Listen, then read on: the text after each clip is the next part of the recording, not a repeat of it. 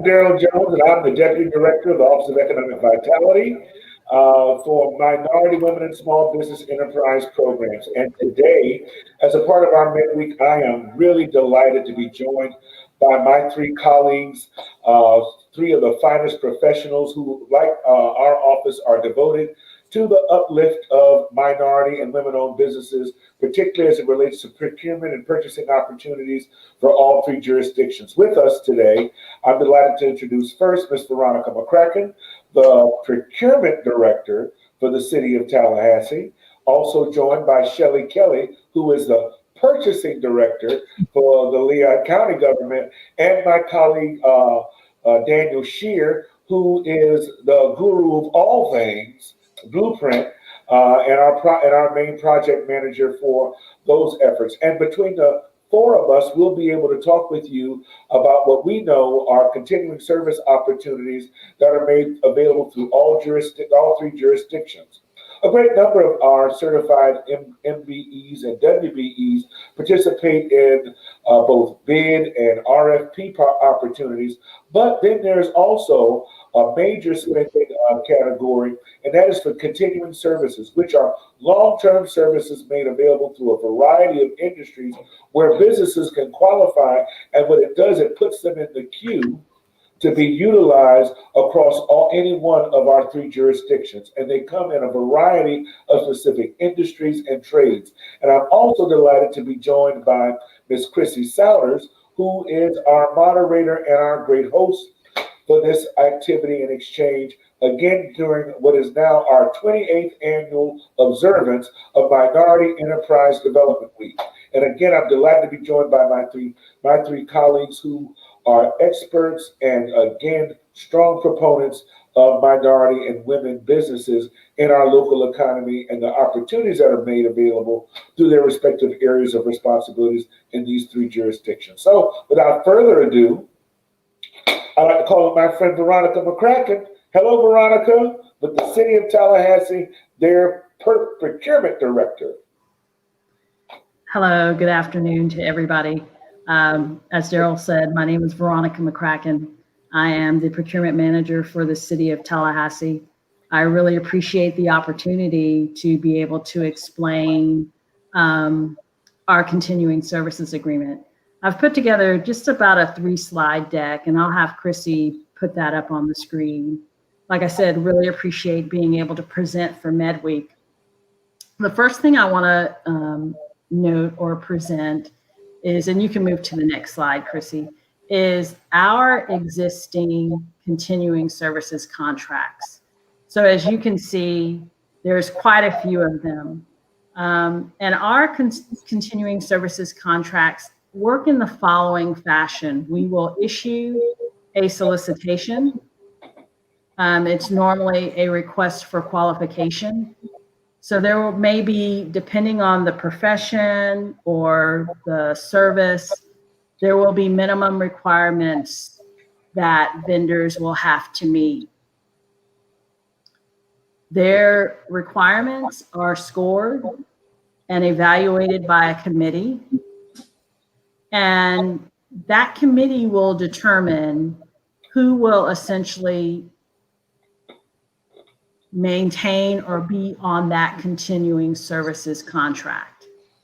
Once you are on that continuing services contract, it's essentially a closed circuit. And what I mean by that is any upcoming task, any upcoming services that will be required as it relates to plumbing or to painting or to architecture, any quotes will be limited to those vendors that make that continuing services contract as a result of that RFQ. So it's kind of a two-step process, right?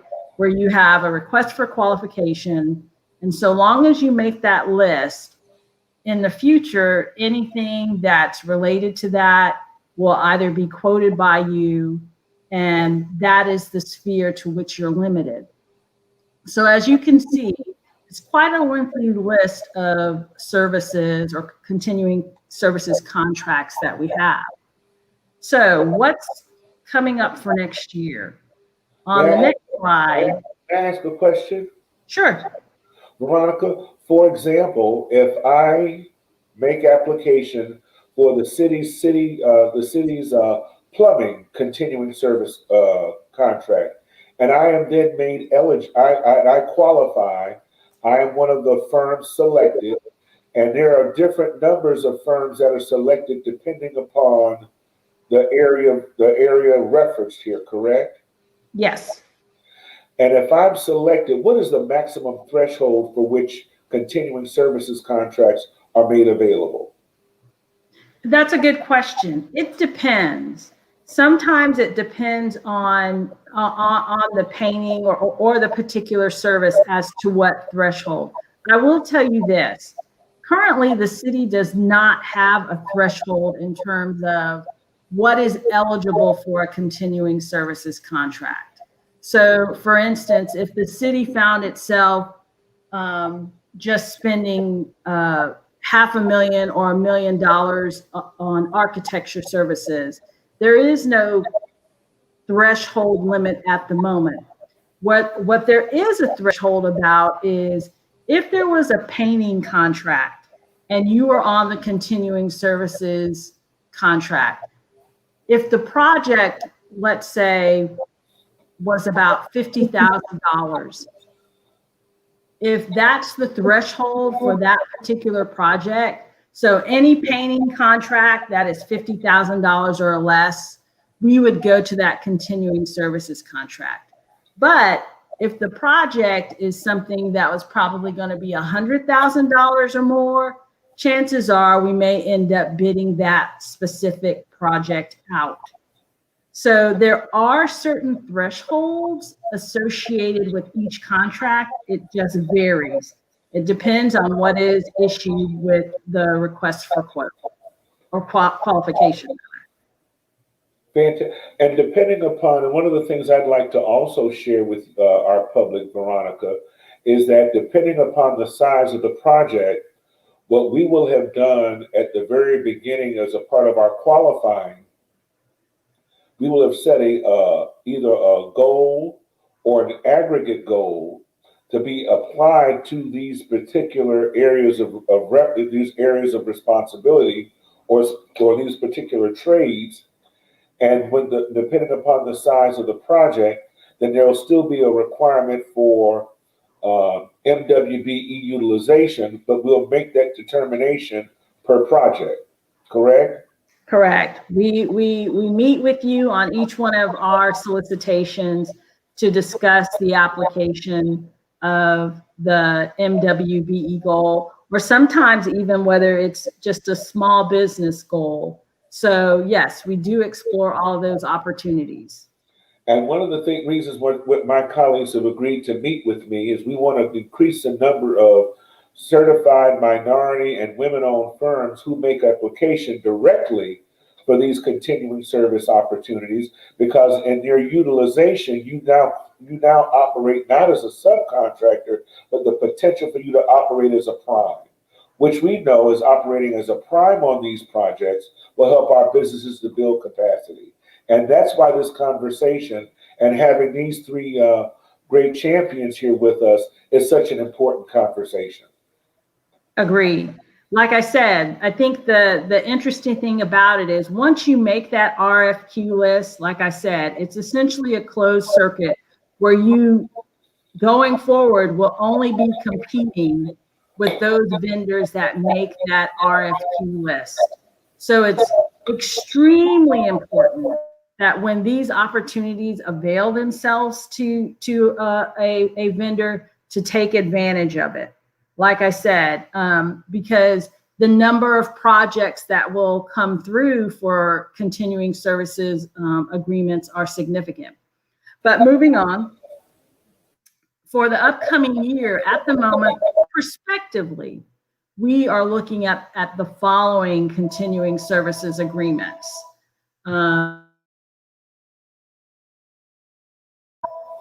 So these are some of and that's not to say that these will definitely be contracts for the future, but these are things that we are possibly exploring for the upcoming fiscal year.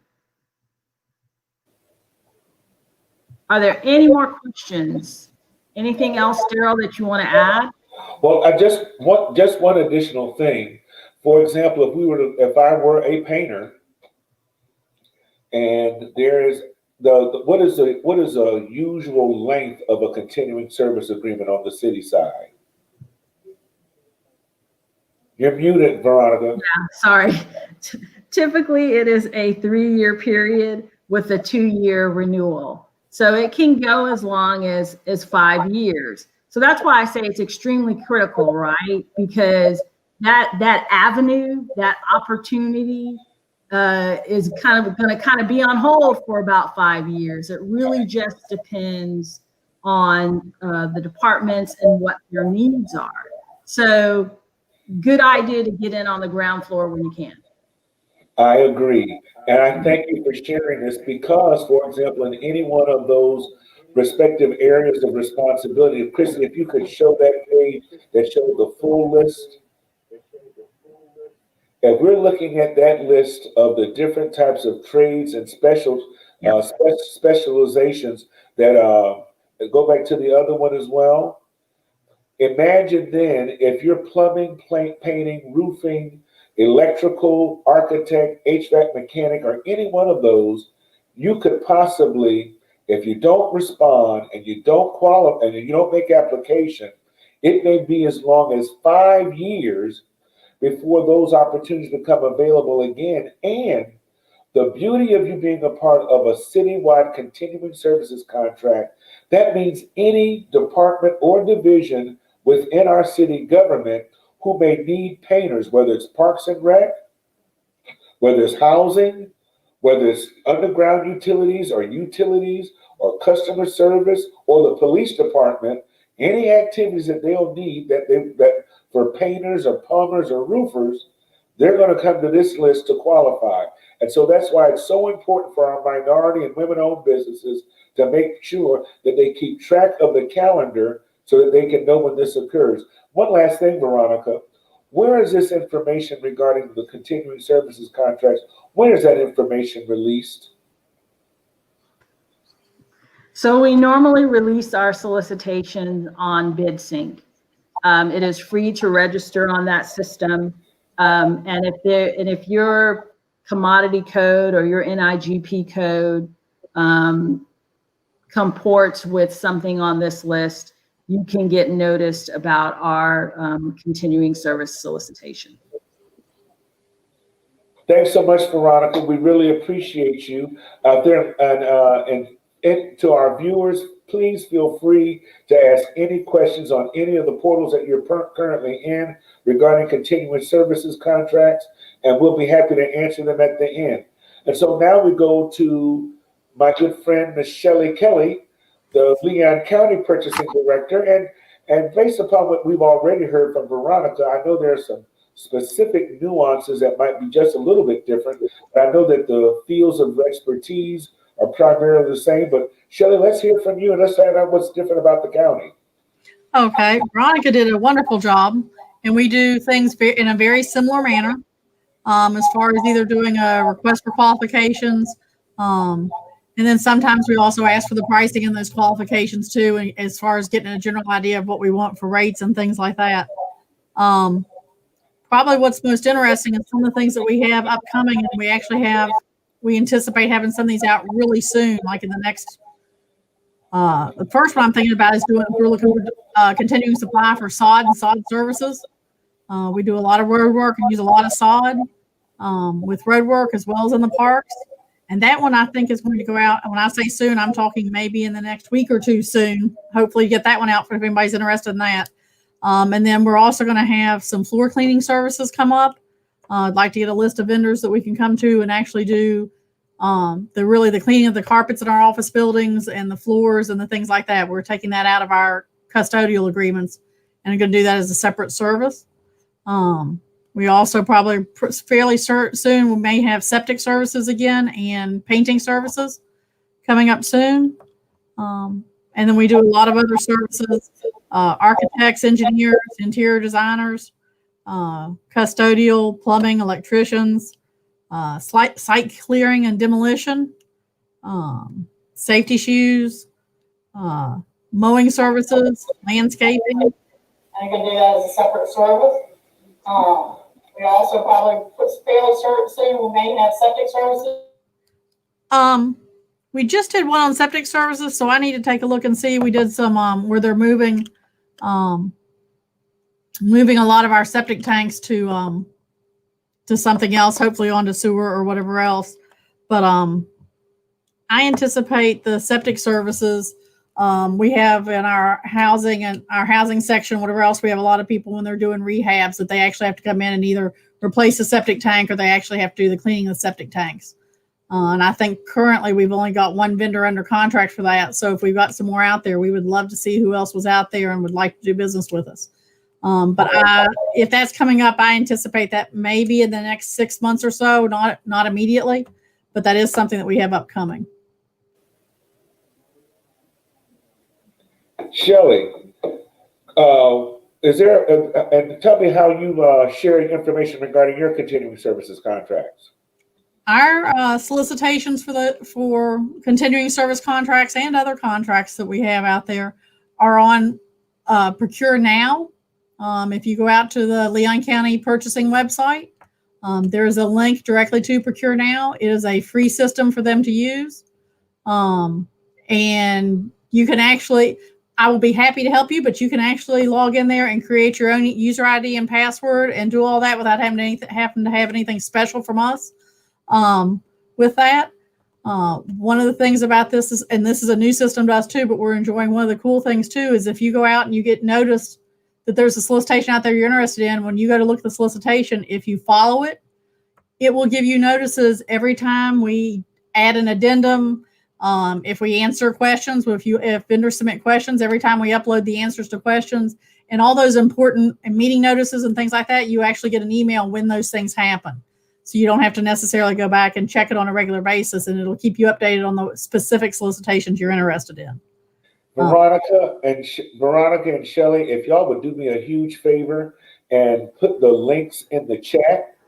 And if you put the links in the chat, we'll share that same information also on our Facebook.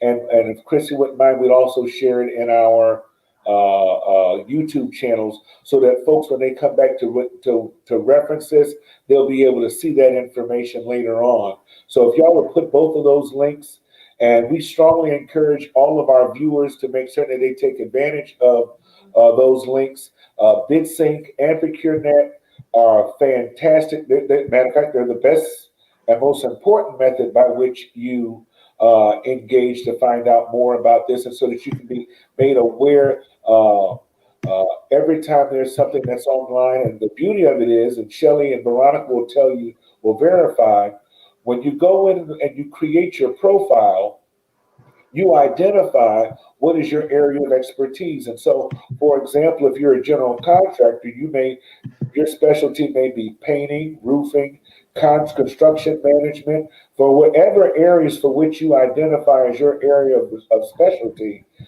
when those bids come out that require your specialty, ProcureNet and BidSync will make you aware of any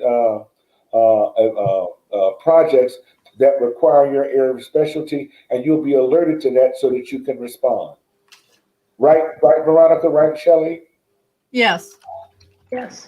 So please take advantage of that information, and make sure you go out there and make sure if you're registered or not registered. If you're not registered, make sure that you register so that you can be updated.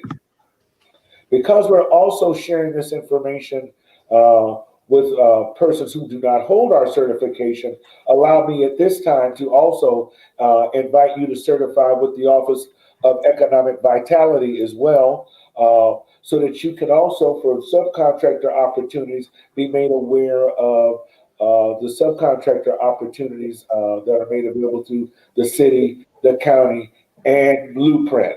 Okay, and our website is oevforbusiness.org. Click certifications and create your profile. And for those who may be watching who are also already certified by the Office of Supplier Diversity, all three of our jurisdictions also accept that level of that certification to qualify for our supplier diversity needs. So again, thank you so very much. And next we have, anybody have anything else you want to add, Shelley? I think I'm okay right now. Again, and I heard you talk about something that I thought was really, really crucial, and that was one of the contracts you talked about. You said mowing is coming up. Sod services is coming up. We did Site mowing service? not too long ago. Sod Okay. and sod services are coming up very soon. And I guess the other thing I'll follow up on too. You asked the question about the length of these contracts, and it is going to be somewhere in that 5-year range. It varies. Sometimes we do a 1-year contract with 4 1-year renewals. Sometimes we do 3 and 2, but usually we're working in that 3 to 5 year range before we would go back out and do another continuing supply contract. And everyone, if you notice, Chrissy has our website up on the screen. If you click the MWSBE tab there, it takes you to certification. And you just go in and apply for certification. So if right there in the very first box there. So it's easy peasy. Upload your documents, we get you certified, and that means when vendors are meeting their supplier diversity needs, they will look first to our list of certified vendors, as well as the OSD list of certified vendors to meet their supplier diversity needs. Now, if you're a minority women-owned business and you aren't certified, then that will not count towards their points. So they're going to look to our list, and that's why certification is so very important. All right, now without further ado, many of you have heard all the discussion about Blueprint 2020 and the infrastructure projects that they are responsible for. They have a long-term plan for over the next 20 years to put our sales tax dollars to work. And the man who helps to manage those projects is with us today, my friend Daniel Shear. So Dan? Thank you, Daryl. It's a pleasure to be here today on midweek. Right out of the gate, I wanted to answer Valerie Weeks' question about where do Blueprint bids go to, and we do use the city procurement. So we work with Miss Veronica McCracken on all our procurements for Blueprint, and so they go through BidSync to be specific with the city of Tallahassee. But Daryl, thank you for the introduction. We are starting our 2020 program, and we're hitting the ground running hard. You should see in the next, I don't know, week or month or so, probably within the next, I'll say 6 weeks to give Veronica enough time, our continuing services contracts for Blueprint to hit the ground. We are going to have three specific contracts. We're going to have a architecture and engineering contract, similar to the cities and the counties, very similar. And then we'll also have a continuing geotechnical, environmental surveying, and real estate services contract. That's all wrapped into one. And then we'll also have a construction services contract. The construction services, I just want to be clear, is focused on professional services associated with construction, whether that's CEI services or estimating or something along those lines, constructability reviews for our larger projects, but it's not actual physical construction. So I just wanted to be very clear on that these are mostly professional services contracts. With that, I do want to point out, Daryl did talk a lot and very well about the MWSBE goals, and we do have goals associated with these contracts. For our architecture and engineering, we're looking for a 13% goal. For our geotechnical, environmental surveying, and real estate, we have a 10% goal. And then for our construction services, we have a 15% goal. But I wanted to go back to something Daryl said. If you're a minority woman, small business owned firm, and you are a prime, that's a 100% goal for us. And we like those. So please, if you're certified, apply as a prime. This is a great opportunity. Our procurement is going to be a little similar in what you've heard from Veronica and Shelley is we're going to do a 3-year continuing services contract with 2 1-year renewals. We do have contract limitations. I think it's $250,000 or $350,000 per contract, and then about a $1 million aggregate in total. So over the 3 years will be $1 million total for each firm. So we do intend to use this quite a. Daniel? Yes, sir. How much I think it's $350,000 per contract for task work order, and then up to $1 million aggregate. So if you're a professional services firm and we have a job that needs to get done, for instance, design an intersection or something, that task work order could be up to $300,000 up to $1 million over the 5 years for that particular firm.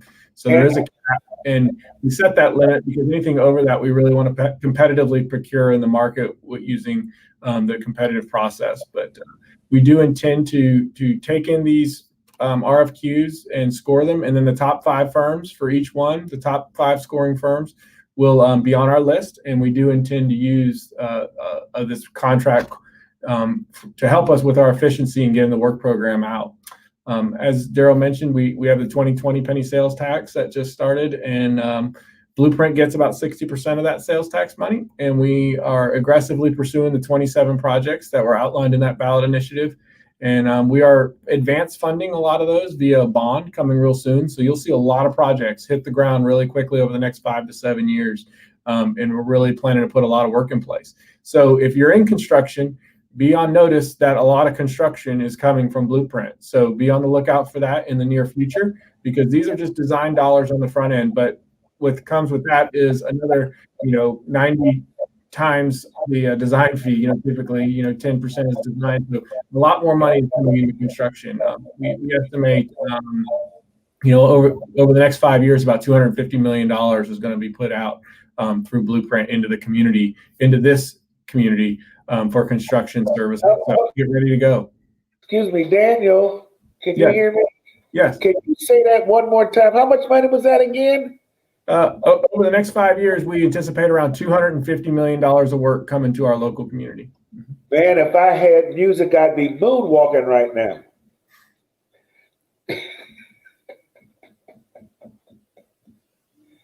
Great That's news. all I got, Daryl. We're excited about these contracts, and Veronica's getting ready to put them out on the street. And as soon as they do, we can't talk about them. But if anybody wants to talk about them now, please feel free to reach out before they hit the street, because as soon as they do, we go into that cone of silence area, and we're not allowed to discuss them anymore. You'll have to review the procurement documents and submit an official question to Veronica for an answer for the panel. Well, but I think it's so important, and although my other colleagues, both Veronica and Shelley, didn't quite go into the numbers of the projects and that they have forthcoming entirely, because there's also a great number of RFPs and bids that they're also putting on the streets. But the reason I think this conversation is so very, very important, as we're in the throes of this pandemic, we are very much aware in our respective areas of responsibility that the information that we put on the street in terms of these bids, RFPs, and continuing service contracts are going to be critical to what we know is going to be the economic recovery that occurs in our community as a part of this pandemic. We also know that as we make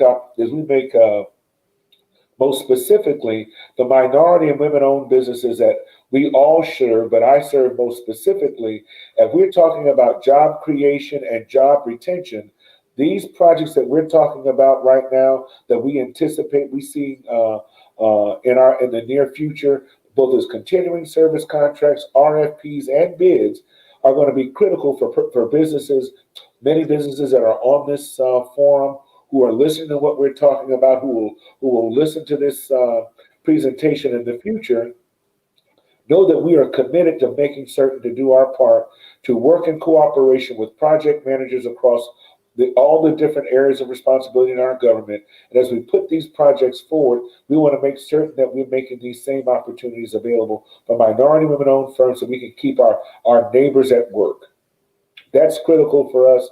It is not lost on us as we share this information that, particularly during the throes of this pandemic, that these projects, these continuing service contracts will keep our neighbors at work and neighbors gainfully employed, even during a pandemic. And so I thank my colleagues for coming on today and talking about what their areas of responsibility and what they know will be the projects that we anticipate putting on the streets and the opportunities that are in there. And again, for this specific one, continuing service contracts, we know that those have long-term implications. And so we want to make certain that more of our minority and women-owned firms are in the queue, are on deck, and can be called and solicited by any facet of our respective jurisdictions, any departments to meet their procurement and supplier diversity needs. Daniel, And you got Daryl, we have anything? some, yes, Daryl, we have some questions from the audience. Sure. Daniel, is that it for you? I'm good, Daryl. I'm excited to see these procurements happen. We're really looking forward I to can't it. stop smiling, y'all. I don't think I've smiled this much since Christmas. So thank you for sharing this important information with our community. And now, Kristen, we're open to questions. Everybody's ready. We have a lengthy question here from Allison North Jones. She says, will there be any communication contracts related to any of this, particularly the pandemic and the blueprint, specifically to educate the community about everything like the economic development and money that will flow into the community that Daryl is talking about? Well, that's why it is so critical, and my colleagues may join me, that's why it's so critical that you enroll in Procurement Connect. Is it the procurement portal on the county side and BidSync on the city side? And when you register with BidSync, that then makes you aware of the blueprint opportunities that are available. But you only know these things if you're registered. And it's Procurement Connect, right, Shelley? Procure now.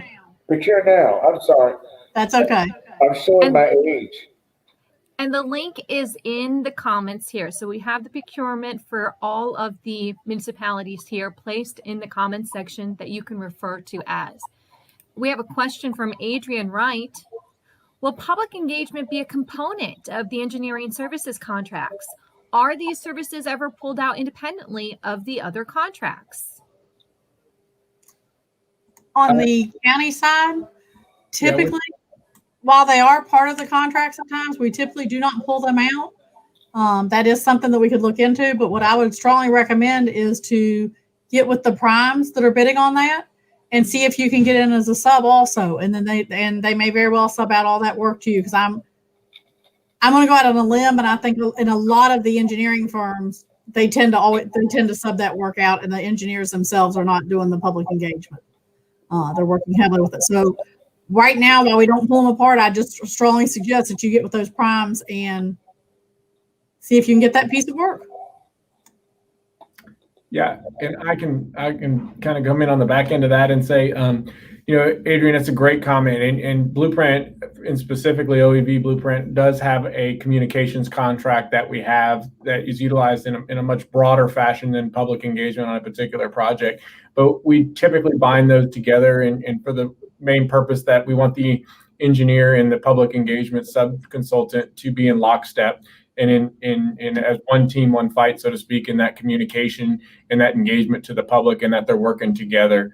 It really helps us to couple those just from a management perspective, knowing that they're pulling the wagon in the same direction and working together as a team and not against each other. So it's really helpful from that perspective. So you probably won't see Blueprint decoupling those public engagement contracts and the design contracts. They typically go hand in hand, but we do have a continuing contract with a media firm that helps us with our public image and other things, that works with our communications director. So that does come out occasionally. I'm not sure of the schedule on that, but there always is that's for us as well as Blueprint.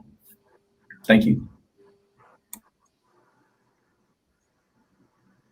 And honestly, I just echo what Shelley and Daniel have said. I think it's probably better that those things are coupled together, and it's highly unlikely that they will probably be pulled out separately, so that you're operating cogently as one team.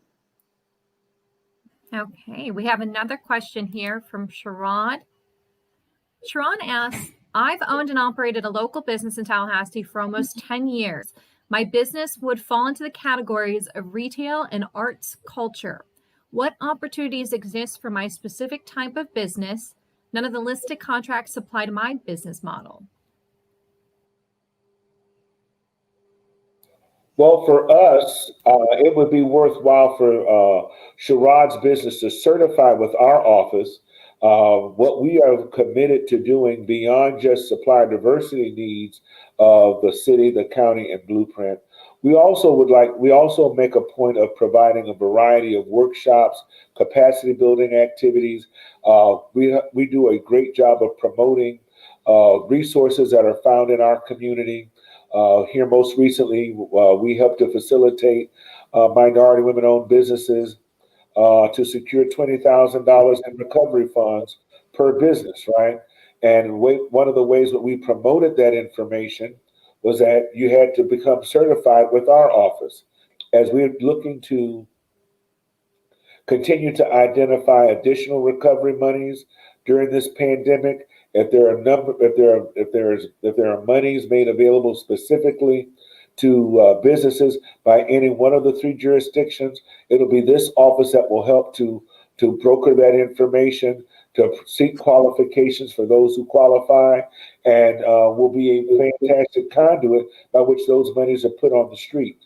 So therein lies the benefit there. Then again, for those who require the services of either Career Source or FAMU Small Business Development Center or the Jim Moran Institute, we do a great job of making those types of partnerships occur.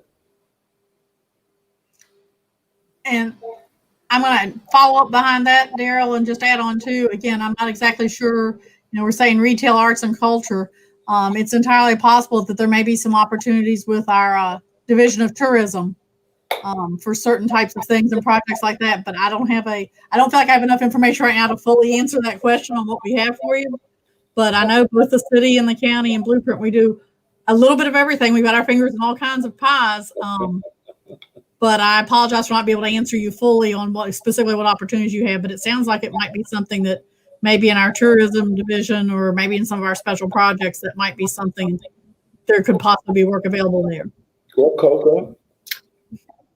Yeah. So that's a good segue there, Daryl. Coca.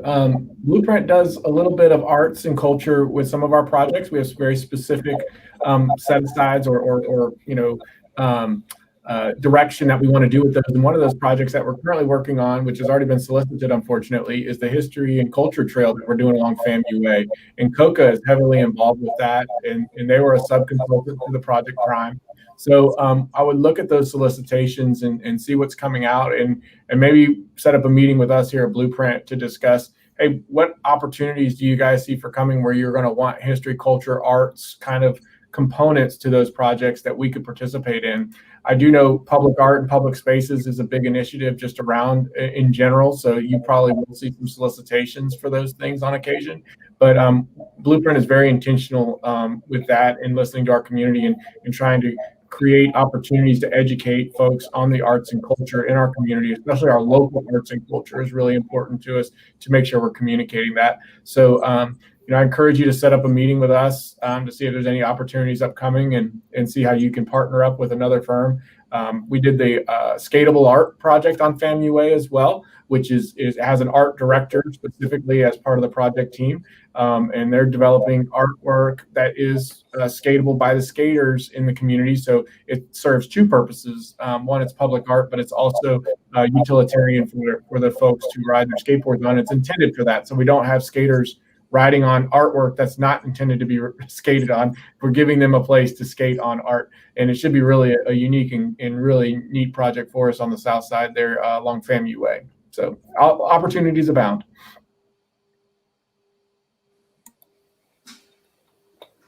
Yeah, Daniel kind of stole my thunder there. I was going to bring up that skatable park.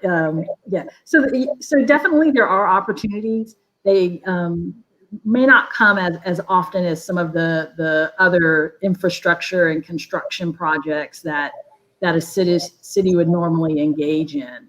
But there are opportunities out there. You just definitely have to keep your eye on the ball kind of going forward.